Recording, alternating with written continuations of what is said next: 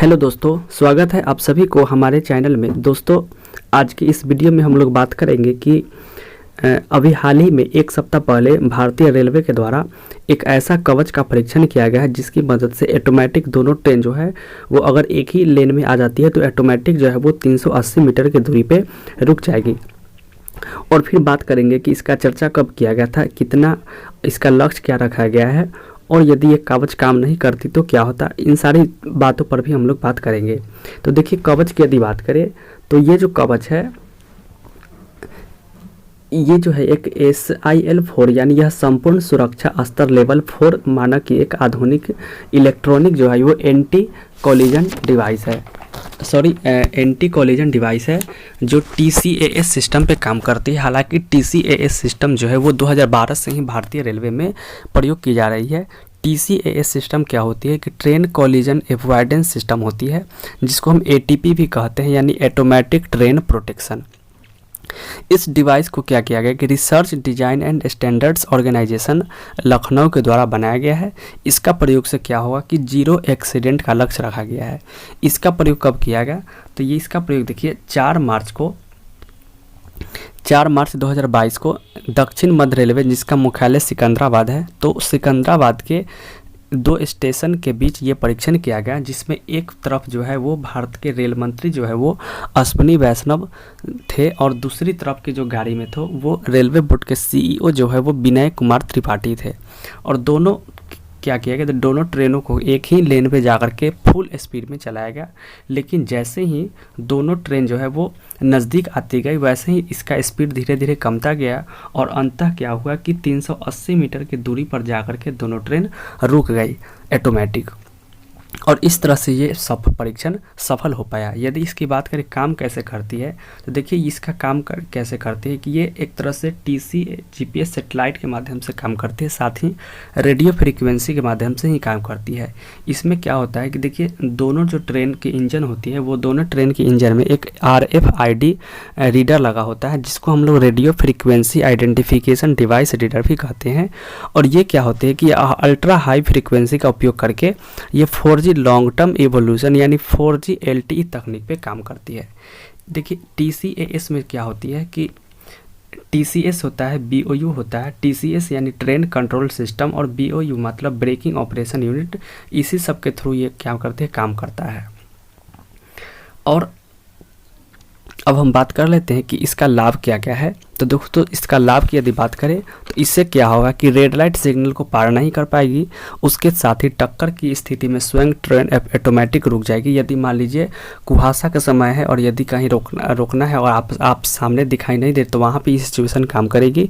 उसके साथ ही फाटक पर क्या होता है कि कभी कभी ड्राइवर जो है फाटक पर आने से पहले समीप मतलब हॉर्न बजाना ध्यान से नहीं रह पाता है, तो ऑटोमेटिक वहाँ पे है जो वो हॉर्न बजेगी यानी सीटी बजेगी। आपातकालीन स्थिति में SOS संदेश भेजी जाती है।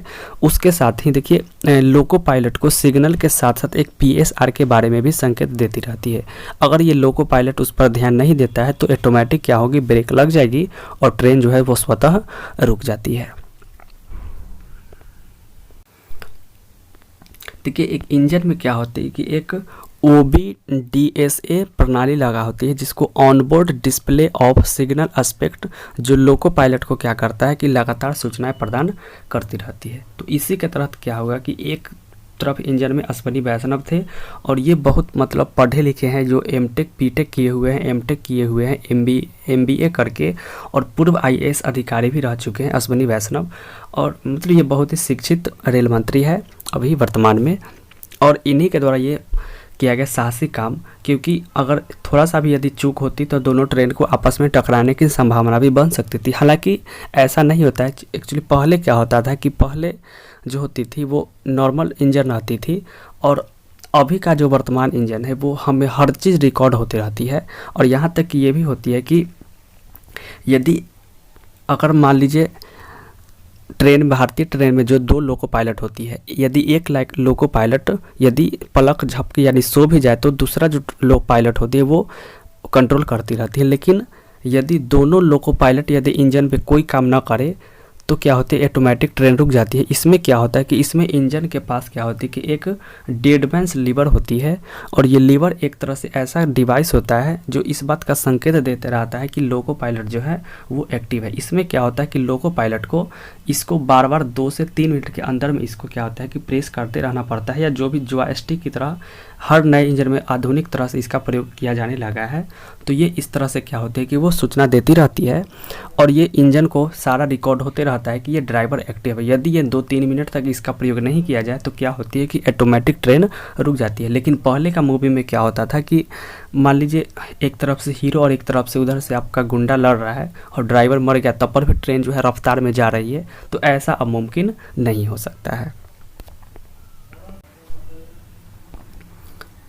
यदि इसकी चर्चा की बात करें तो इसका जो चर्चा है वो 2022 के बजट में 2000 किलोमीटर तक रेल नेटवर्क में इसका चर्चा किया गया, और इसके साथ ही इस बार की जो बजट है इसमें 1,40,367.13 करोड़ रुपए रेलवे मंत्रालय को दिया गया है, मतलब देने की बात की गई है।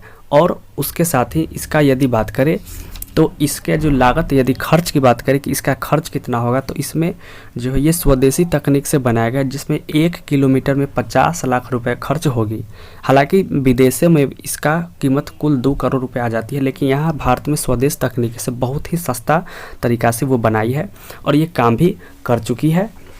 और इससे क्या होगा कि मतलब वर्तमान में 2000 किलोमीटर तक की नेटवर्क किया जाएगा। हालांकि 1098 किलोमीटर ये काम हो चुका है, और आगे चल कर के ये लगभग 34,000 किलोमीटर का टारगेट रखा गया है। हालांकि पूरा यदि भारत में रेल नेटवर्क की बात करें तो 68,525 किलोमीटर रेल नेटवर्क है, लेकिन पहले जो भारत के महानगर है, बड़े बड़े महानगर है, घनी आबादी वाले जितना भी शहर है, उसमें पहले ये प्रयोग करने की बात की गई है। इसके बाद क्या होगा कि ये दिल्ली मुंबई जो एक्सप्रेस है उस पर किया जाएगा। उसके बाद हावड़ा रेलवे मार्ग पर भी इसकी लगाने की बात की गई है। दोस्तों इसी तरह से क्या हुआ कि एक और कवच आई थी 2017 में, वो था एम कवच।